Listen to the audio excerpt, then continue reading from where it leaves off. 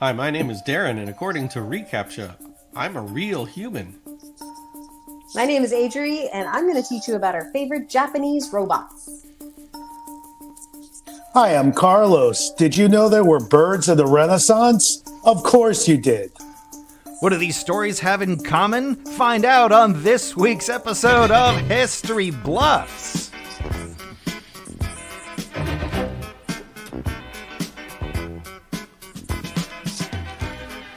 Welcome to this week's episode of History Bluffs, where truth is stranger than fiction. I want to welcome to the show, it is your host, Gina. Hello, everybody, and welcome to History Bluffs, where sometimes truth is stranger than fiction. To this week's episode is inspired, as you may already know, by Robot, and I just want to turn the show over to Adam, our tech, real quick, because he has a surprise for the players. But hello and welcome, everybody. Wow. Adam, take it away. Okay, I just wanted to know, of the historians, I'm going to put you all up here. Okay, quick quiz.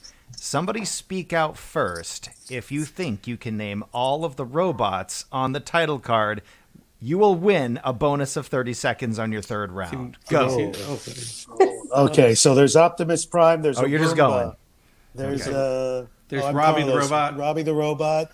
There's the number 5 the robot from 5 is alive. There's Ed 209. There's Drone. There's isn't that the robot from Pixar from the Wall-E?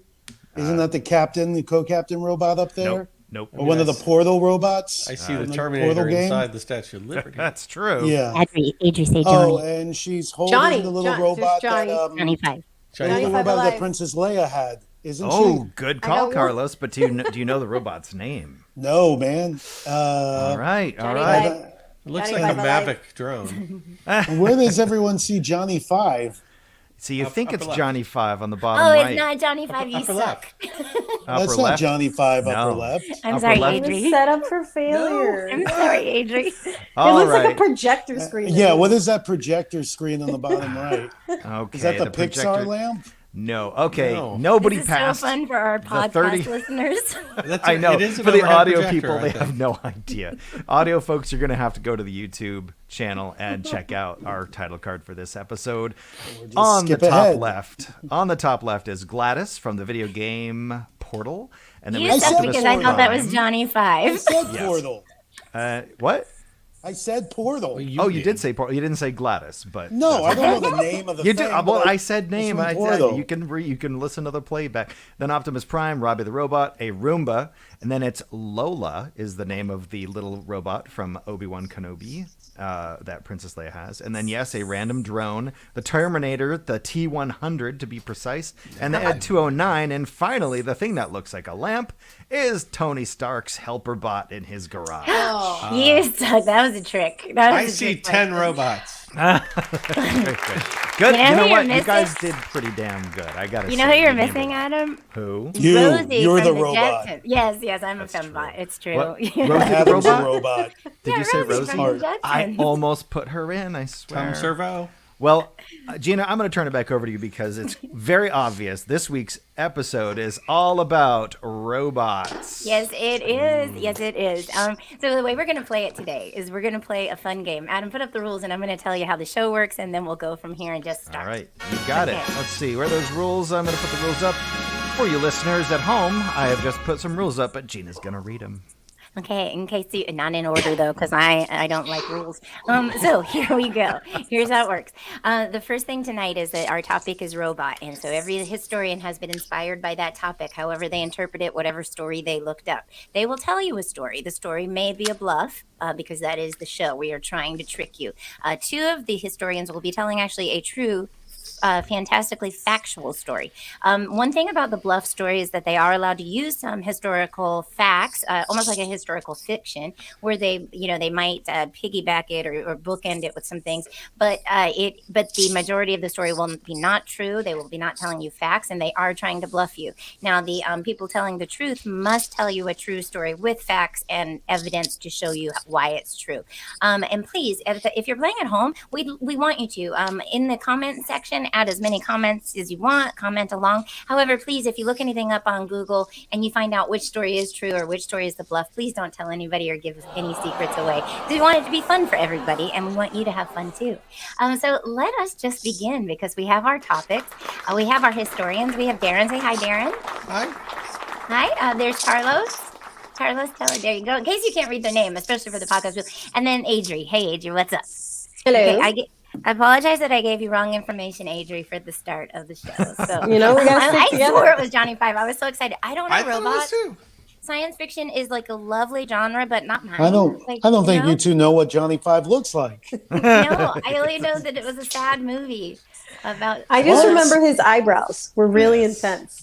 Yeah, How did was have he that that ever guy, like butterflies? Yeah. How was Yeah. How was Short Circuit a sad movie? because Johnny Five almost died. Johnny Five was alive. In the second one, he almost died. There's some Oh, okay. Well, then unfortunate. the second, either one, I loved them because The that ending guy was. the ending is identical to Wall-E.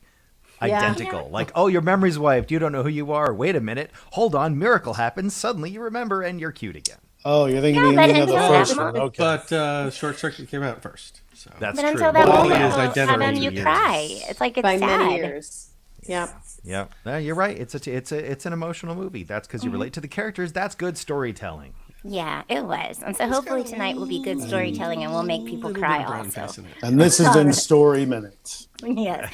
So now we shall turn the show over to Darren. Darren will be our first historian. He's going to tell all of the stories will be I get told the in whole 3 show? rounds.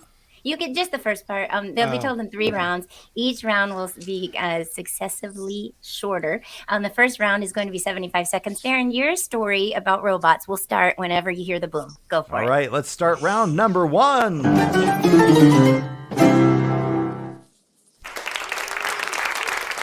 There it is. We are here in round 1. I'm going to move Darren to the center There. spot. And if you're ready, here comes Thumbs the up for boom. safety. So Isaac Asimov's most famous work is the Foundation series of books, which were originally serialized in magazine form in the 1940s.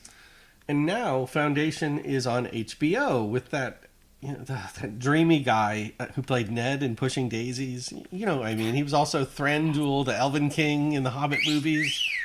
And he was Ronan the Accuser in Guardians of the Galaxy.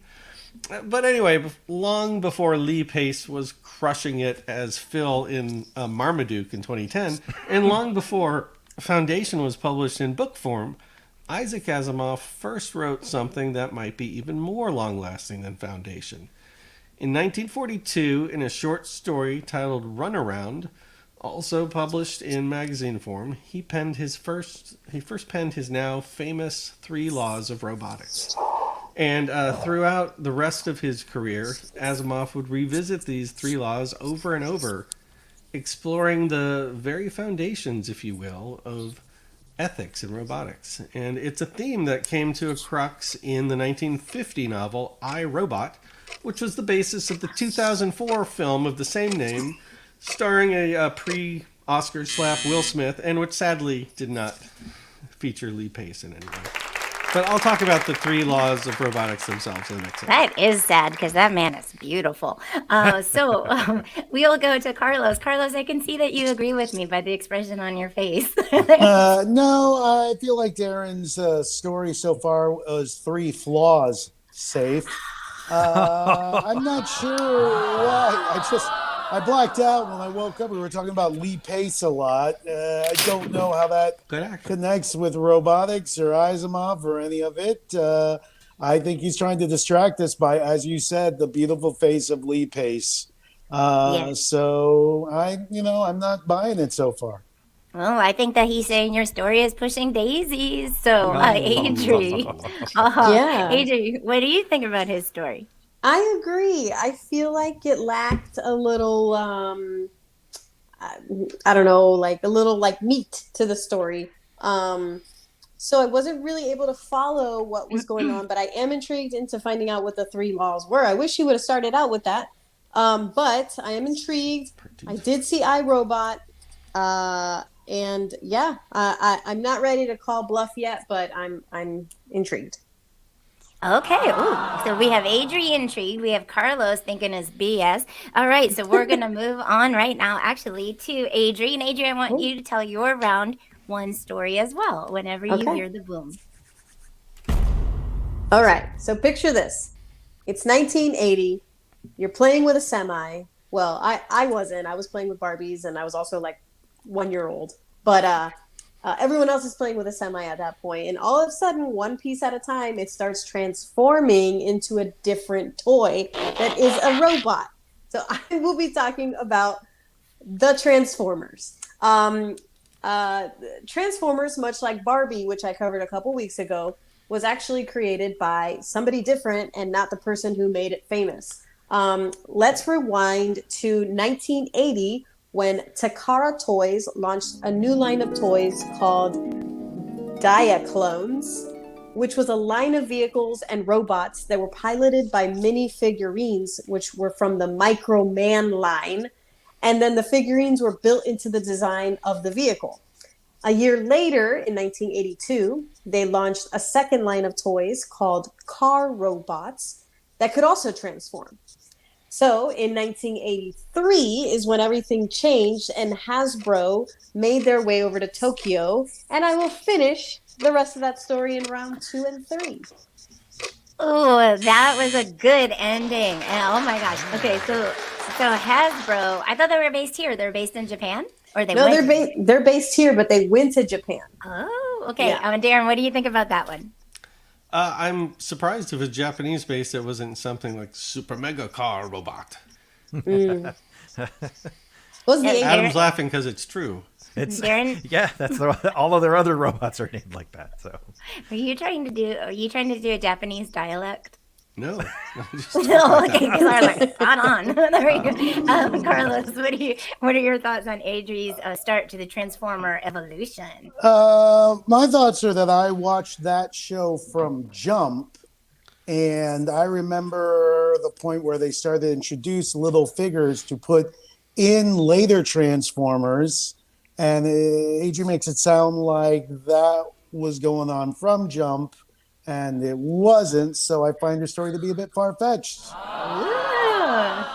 Let me ask you this, Carlos. When you start to watch a show, do you look up its history?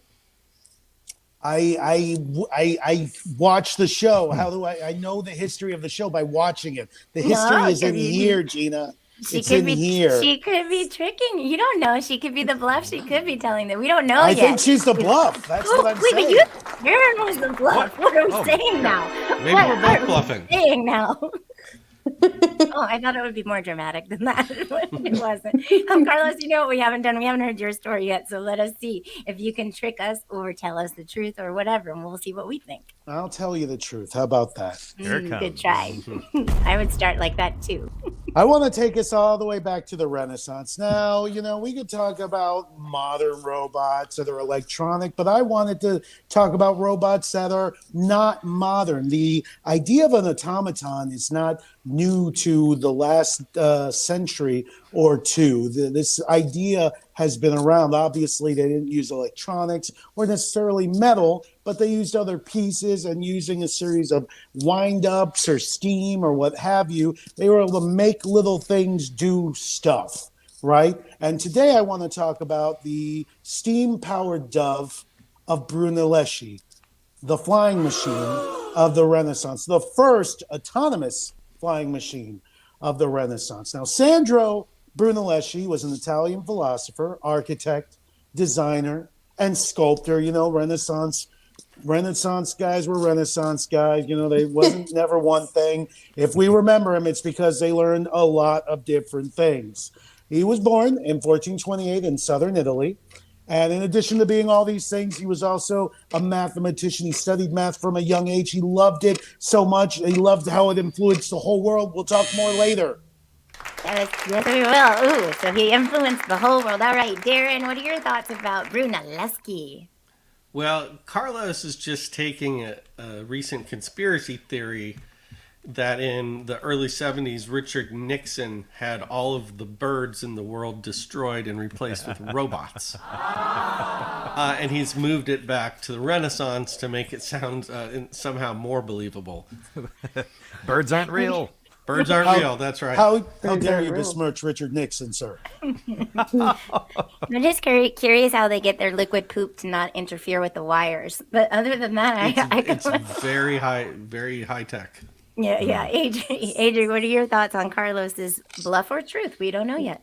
Well, at the moment, I'm really stuck on what the hell a steam-powered dove is. You mentioned it, but then you just changed course. I'm like, well, wait a second. The What man is had a life. steam-powered I'm giving you dove? context until we get to where he invented it. It's when you live really far away from somebody, but you need to offer them a peace offering. Oh. Yeah, Make a send robot. it. Yeah, Although why the regular dove couldn't do it is beyond No.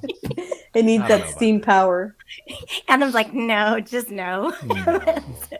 Well, anyway, so Adria, are you making an accusation yet? I'm leaning towards an accusation, Hmm. Do you want to and I'm leaning in on towards. what it? Gosh, I don't know. All right, you can hold on to that lean. You Yeah, don't yeah, have I'm to not show your ready yet. cards. Okay, all right. You don't have to show your cards because that was the end of round one, which leads us straight into the next round, which Adam. Is round number 2.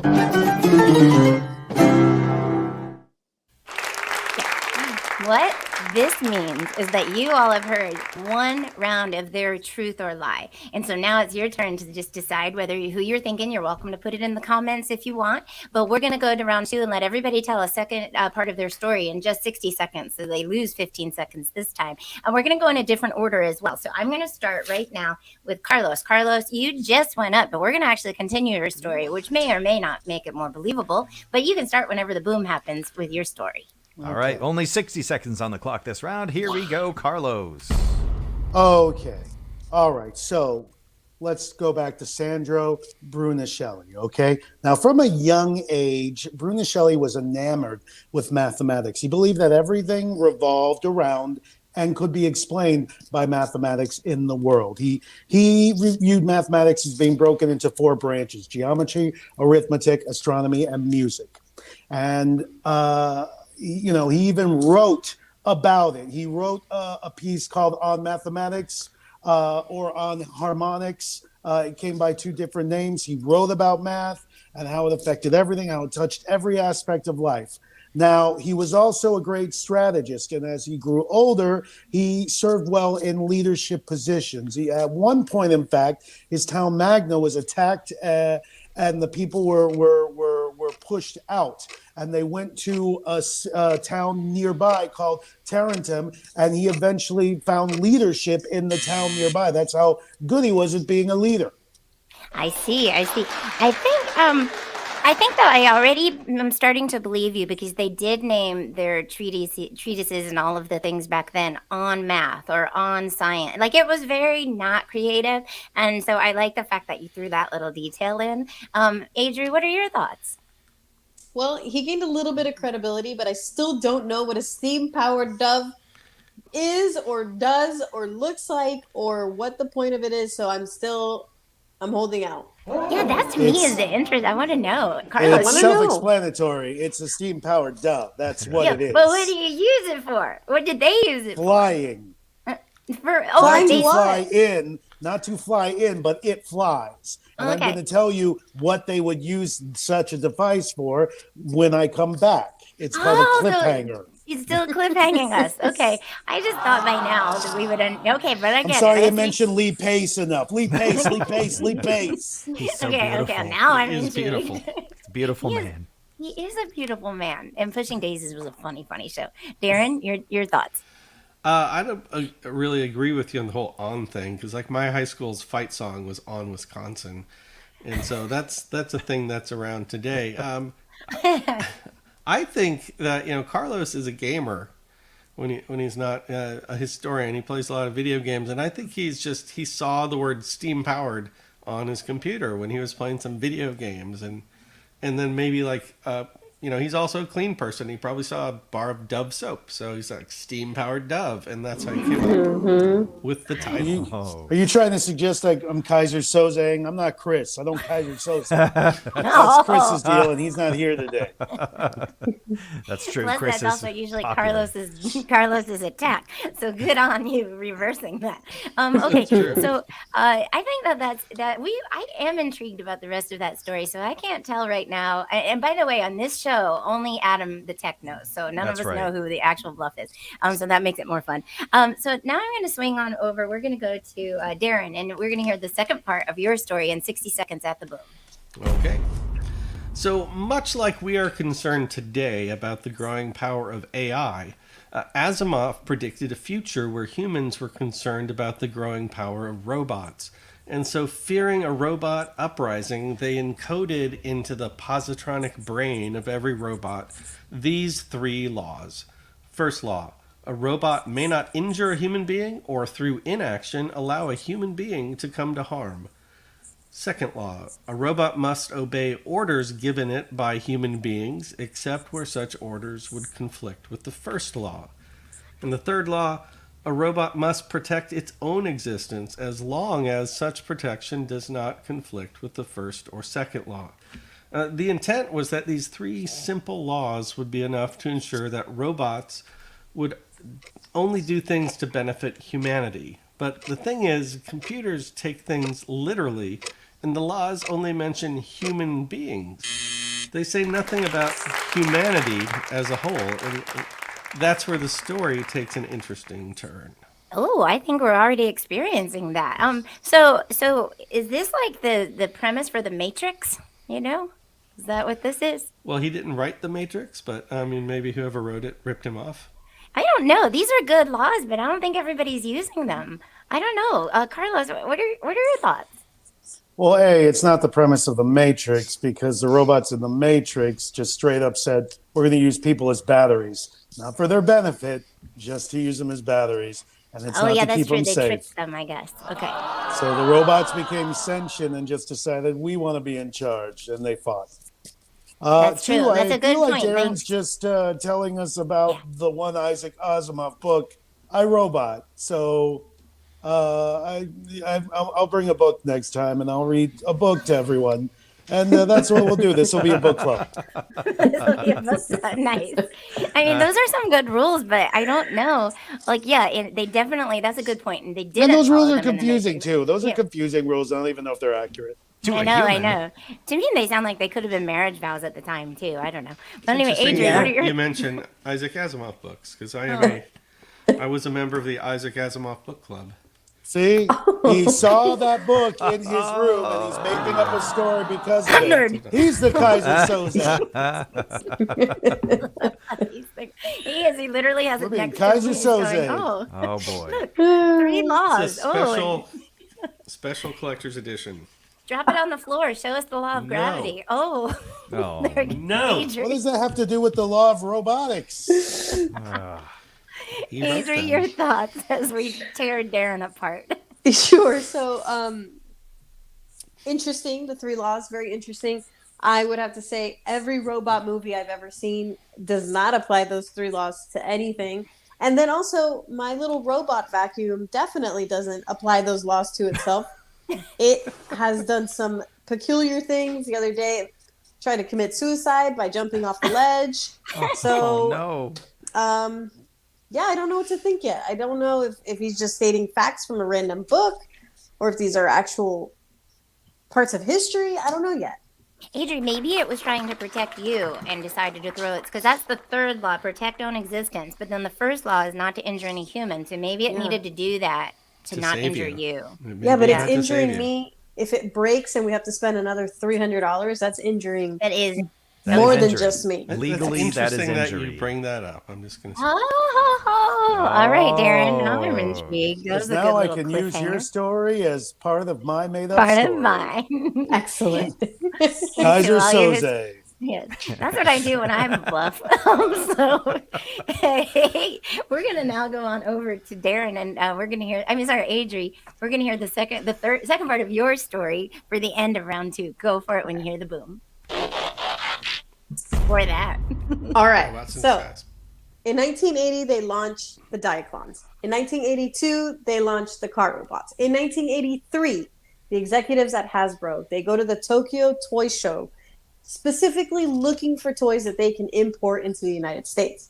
They came across these two different lines of toys and decided to buy the rights to the 28 models they had already created, remarket them, and turn them into the Transformers that we know today. Many of the Transformer versions that exist today were at that toy show. This includes the Dinobots, Insecticons, Decepticons, and Constructicons, as well as the Autobots.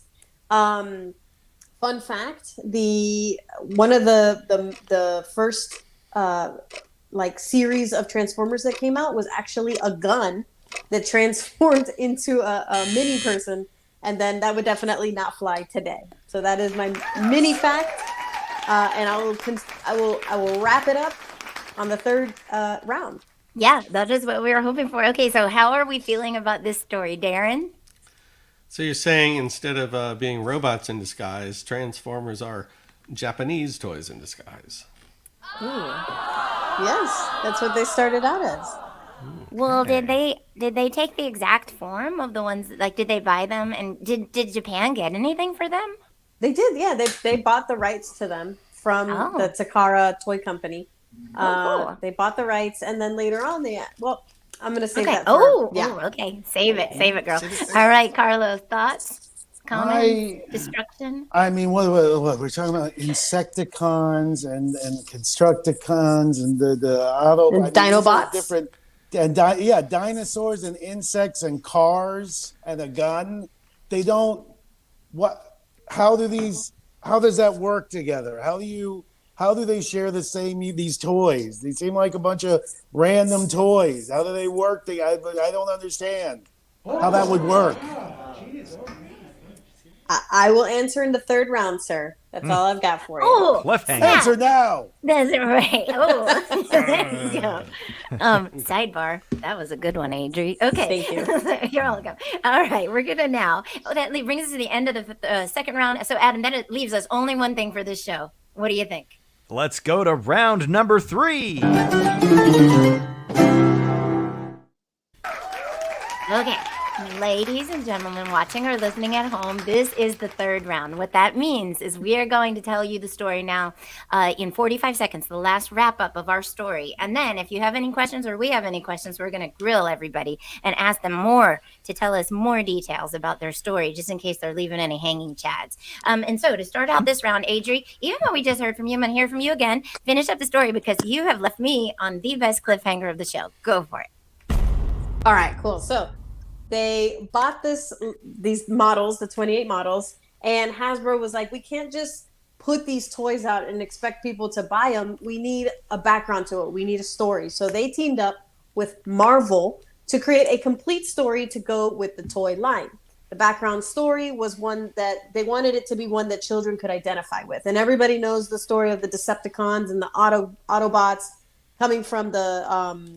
oh gosh, Adam, what's the name of the planet? Cybertron, yes. And so everybody knows that. And so that was a really integral part of the whole thing.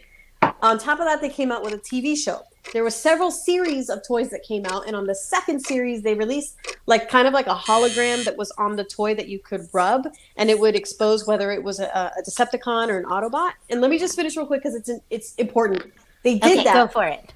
Because they had bootleggers and they had their competition was releasing Transformer dolls out too, but the real ones had the thing that you could go like that and it would release the symbol. Well, also in later models, they would also release a smell. It was great. Scratch and sniff. Scratch and sniff. It smells like gasoline. I don't know anything about Transformers. Are they Decepticons because they're deceptive and mean, or yeah, they're the bad guys. Yeah. And what are the Autobots? They build cars? No, they were cars that would transform into robots. So they were like the good guys. I'm They were the good guys. I'm squirming in my seat because I'm a huge fan. I know, but then you have to introduce me to things like you did Lord of the Rings, Adam. Come on, you're letting me down as a friend. All right, that's it. We're gonna watch the first season together. Next week, that's what the podcast will be. That's The what it whole is. thing. We're just gonna. Yes, exactly. It's just gonna be us Viewing party. reacting since we can't due to copyright law. You're just gonna hear our faces and Yeah, exactly. Okay, Hear Darren. our faces. Well, You're the gonna hear our podcast people will faces. have to listen to our faces. If you tune in on YouTube, you can watch. You're gonna hear our pie holes. They're gonna. All right, Darren. What are your thoughts on Adri's story? Which she could be totally tricking because I, as you know, I don't know much about this one, unfortunately. Honestly, I won't know till next week when we watch the entire series. Very good. We're gonna do it. We're gonna do it. We're gonna watch the whole thing. We're gonna wear depends. We're not gonna get up to go to the bathroom, and we're Yeah. gonna just watch. Nonstop. Astronauts. Yes. Yes, Carlos, what do you think about Adri's final version of her story? I mean, she's talking about now that they put a little thing that you rub or something. Was like a scratch and sniff. What was it, like a lottery ticket? What are you talking about? What does that There was mean? There was To a know if it's- sticker on the side of the toys in the second series that came out that you would rub and it would reveal whether it was an Autobot or a Decepticon. Well, I mean, anyone could do that, though. The competitors could. I don't understand why that would be a thing to protect it, though. That makes no sense. That does not sound real. Carlos, let me explain it to you this way. I'm casting doubt. I'm just doubt. regurgitating facts. I'm just regurgitating facts. Carlos, I'm going to explain it to you this way. I was asked to do that one time on a date, and it didn't reveal anything different than another time on a date. So I don't know if I agree with Adri or not. I know. Whoa. Oh no. Darren and Carlos have already given their thing about Adri. Now, we are going to go to Carlos. Carlos, this is your last round. You get 45 seconds and maybe a 10 or 15-second bonus if you're really cute like Adri. No, I get the bonus because of the end. All right. Okay, so like I said, Brittany Shelley at one point he was put in charge of the town that he moved to, Tarentum, and it's only a 1-year thing, but they actually let him do it for 7 years. That's how good he was at it. But blah, blah, blah. It is said that his most important contribution was that he was the inventor of what is known as the first autonomous flying dove. Now, his steam-powered flying device was a highly advanced invention for the time. It was called the Flying Dove because its structure resembled a bird in flight, but it was built of wood. And it was made because it was like one of the first attempts to understand the way in which birds managed to fly. The lightweight body was hollow and cylindrical in shape. It included wings projected out to either side, one smaller wing to the rear. Front was pointed, blah, blah, blah, aerodynamic. You get the gist. And it's referred to as one of the world's first robots. Yeah, you did it. You can find the reconstruction now in the Roman Museum of Renaissance Technology. Wow. Wait, Of what it they would have look the like. Roman Museum of Renaissance. I want to know how big this is. Yeah, what could possibly be in there? All it is Da Vinci's little paintings and drawings, and that's it. I mean, understand the way we think of technology is not the way the Renaissance thought of technology, but they had stuff. They had things, and that's their technology in a museum, because that's what museums are for. I want to take the quote that man did when he saw his little dove fly against the Wright brothers and see if they said the same thing. So, Darren, your thoughts, please, on Carlos's truth or bluff. He didn't say anything about whether or not this guy had a brother, because if he did, they would be the wrong brothers, because I don't believe a word of this. All right. Adri, do you have a sick burn like that or just anything? Oh, God. Well, I'm glad that you brought up the Wright brothers, because I was thinking, like, wait a second, they are the first to have done flight. But then Carlos is referencing the Renaissance period, which was way before the Wright brothers did their thing. So I really don't believe that much time would be able to go in between the first autonomous robotic bird and an actual flight. So I'm questioning Carlos. Would it give you any more confidence in his story if there were 3 laws? Okay, just wanted to make sure. What about 3 leap paces? Yeah, Oh, not on that. there it is. No. I mean, I'd watch it. Yeah, I will very much watch that. I will Lee watch Pace it and and his listen to 3 his laws of fast-paced being talking beautiful. all night long. All right. I mean, So- you would watch that movie. Lee Pace You and would 3 watch Laws that. of Being He's just Beautiful. a compelling, I'd watch it. fast-talking, good actor. He's just also Why pretty, are we but still anyway, talking about Lee Pace? I still don't know who that is. I need to Google him. look him up and then watch Lee the- Pace? Yeah. I mean, I don't even know if that's his name. He's just pretty. It That's all. Darren, your thoughts, please, on Adri's last round of her story. On Adri? No, I mean on Carlos. Carlos, yeah, that's I already right. said. Yep. He's Oh, you already wrong said, and brothers. Adrian already said. Okay, so We've we've already collected all our data. said. It's all right. Okay, does that mean everybody has? I'll no, say no, more no, bad no. things if you want. Darren, that's why Yeah. I was going to you. You know why? Because Why? you get to fill in that last hole right above you. There you go. Fill And that the hole. round tracker 5830. Oh, that Oh one. yeah, podcast people. It's a tracker. It's not a real. Okay, so It's over there. it's over All there, right. right above your head. Big So boom. Darren, at the boom, tell us the last part of your story about the 3 laws, et cetera, et cetera. So the thing about computers is they don't start counting at 1, they start counting at 0. So the computers in Asimov's universe knew that there was a more fundamental law than the first law of robotics. And so eventually one of them, named Daniel Oliva, formulates the 0th law of robotics, which states that a robot may not harm humanity or by inaction allow humanity to come to harm. And this 0th law takes precedence over the other 3. And to Daniel, this means that in some circumstances, it's acceptable to bring harm to a human if it's for the long-term benefit of humanity. And so in the shadows in the background with nobody really noticing, Daniel sort of orchestrates the entire overthrow of galactic history. And I gotta tell you, it'd make a great movie, and I've got a perfect actor in mind to play Daniel. Who Lee Darren? Pace? Yeah, he'd be good. So, hey, so that was the end of your story. Carlos, I would like to hear your thoughts on the end of his story. Carlos, we do not have your audio for some reason, though you are not muted. I'm thinking that he's making a bit about how it's not even worth saying something about this story. Nope, we do not have you, Carlos. We have you visual. We have the visual, Carlos, but not I'm going the to hold audio. off on you in just a second, and then I'm going to go to Adri. If you have thoughts, type them in the comments. I'll read them for you in your voice. Adri, you're muted right now, but turn your No, she's not turning it on. She has nothing to say. Well played.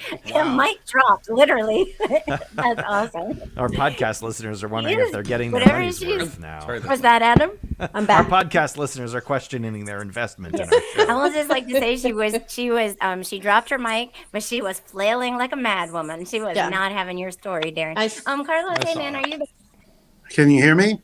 Yes! We have a Carlos! Oh my god, we have a Carlos! All right. Glad you're back, my friend. Glad you're back. Okay.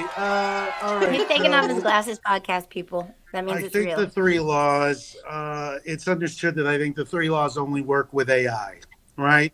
So the 0th law is nonsense. It's like Directive 4 and RoboCop, but even Directive 4 and RoboCop, there was a directive.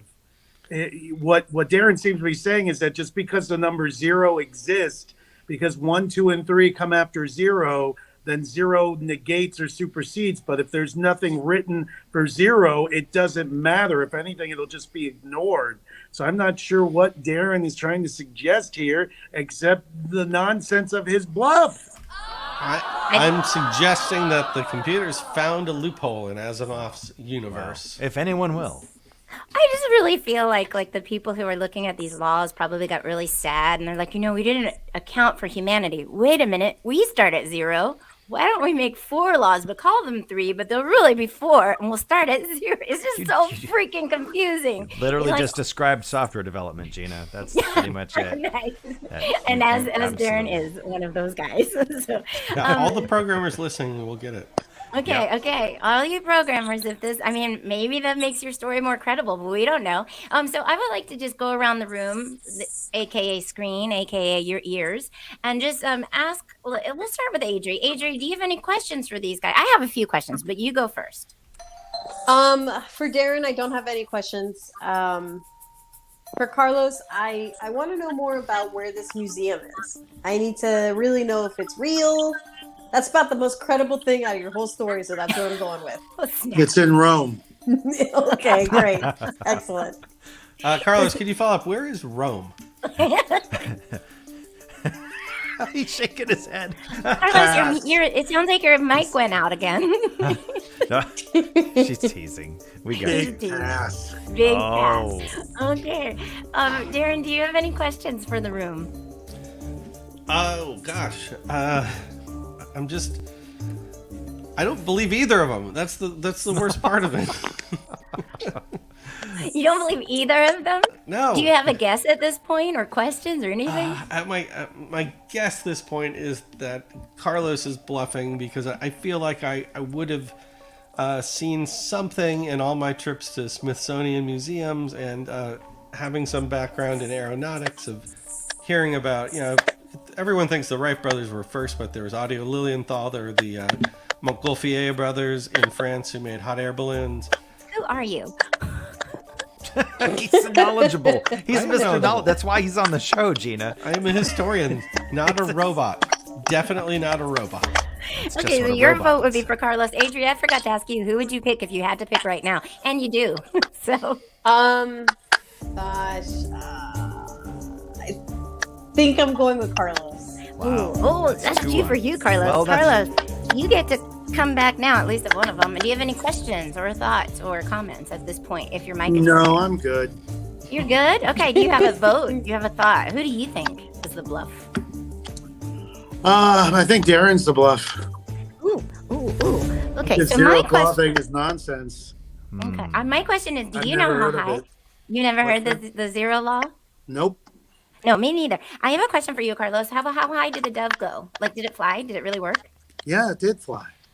Oh, that's so cool. Okay, so now I don't want to vote on this one because I really don't know. I know a little bit about Adri's story in real life, but it doesn't match the one I know. But that doesn't mean she's bluffing, because she didn't give all the details I would think about. Darren, I know that there are laws.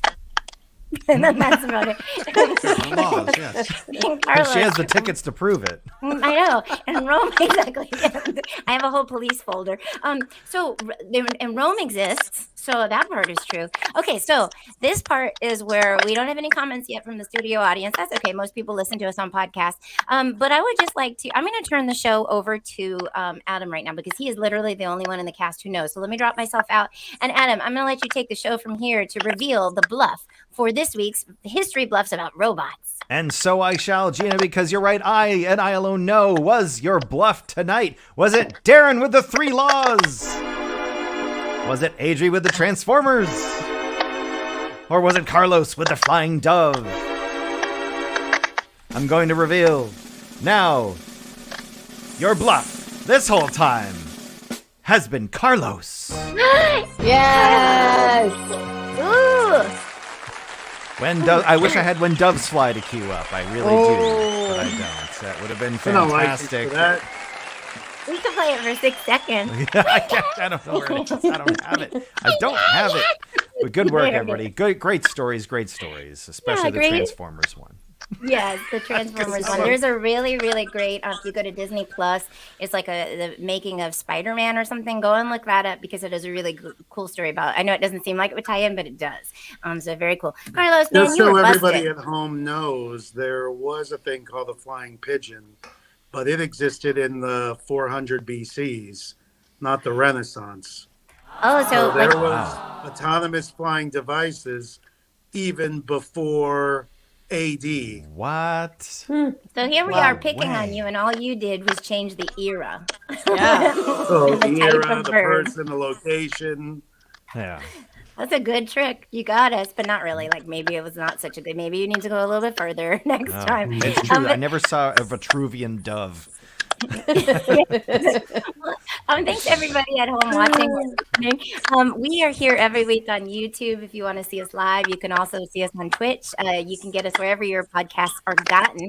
And next week, please tune in, because we are going to be celebrating Cinco de Mayo as our topic. And we would love to have you see us or join us and celebrate with us with a nice cold cerveza. I think that means beer. If it was offensive in any way, my apologies. All right. Well, thank you so much. It's been History Bluffs. You've been great. Thanks for coming in. All right. Thank you, Gina, for being the host with the most. We have been History Bluffs, giving you truth and bluffs. We're going to do it again next week. Be sure to tune in, 7:30.